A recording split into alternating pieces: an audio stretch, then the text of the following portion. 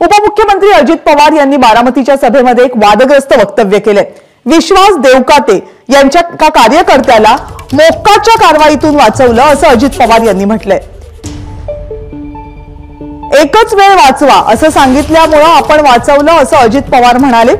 या विधानामुळे अजित पवार अडचणीत येण्याची मात्र शक्यता आहे। उपमुख्यमंत्री मोक्काच्या कारवाईतून कसे वाचवतात हा सवाल नक्की उपस्थित होतो।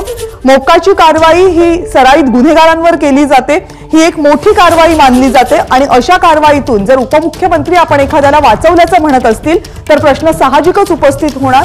अजित पवार यांनी केलेल्या वक्तव्यामुळे ते आता अडचणीत येण्याची शक्यता निर्माण झाली आहे। दादागिरी गुंडगिरी आताच मला नाना म्हणत होता, नानाच्या एका ओळखीच्या माणसाला पार मोका लागत होता नाना, आणि मला मग सगळ्यांनी सांगितलं, त्याच्यामध्ये वेगवेगळे सहकारी आले, बनगर आले, बाकीचे सगळे आले, सागर वगैरे सगळे आले, म्हणले दादा एवढ्या वेळेस वाचवा। आता सांगतो एवढ्याच वेळेस परत चुकला तर अजित पवाराकडे यायचं नाही त्या कामाच्या करता। बाळासाहेब तुम्हाला कळलं मी काय सांगतोय ते, आता तुम्ही काय सांगायचं त्यांना सांगा।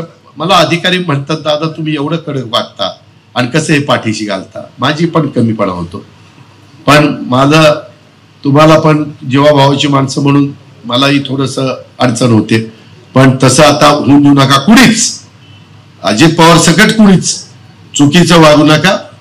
तुम्ही योग्य वागा आणि योग्य पद्धतीनं काम करा।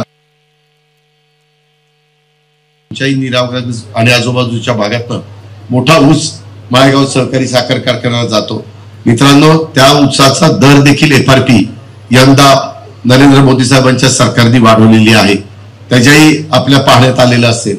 आपल्याला 10,000 कोटी रुपये आता प्रकाशराव, चंद्रराव, गोविंदराव, बाळासाहेब सगळी समोर मंडळी बसली, तुम्हालाही माहितीये की आपल्यावर इन्कम टॅक्सची टांगती तलवार होती, 10,000 कोटी रुपयाची होती। जर कधी इन्कम टॅक्स वाल्यांनी ठरवलं असतं तर खाती सीज केली असती, आपले नाकेनऊ आलं असतं, परंतु अमित शहांना भेटून ते सगळं 10,000 कोटीचं कर्ज 20-25 वर्ष ते टॅक्स इन्कम टॅक्स माफ झाला नाही, पण मोदी साहेबांनी तो माफ केला, आपल्या अमित शहांनी माफ केला। अमित शहांना मग आम्ही भेटलो। एबीपी माझा, उघडा डोळे बघा नीट।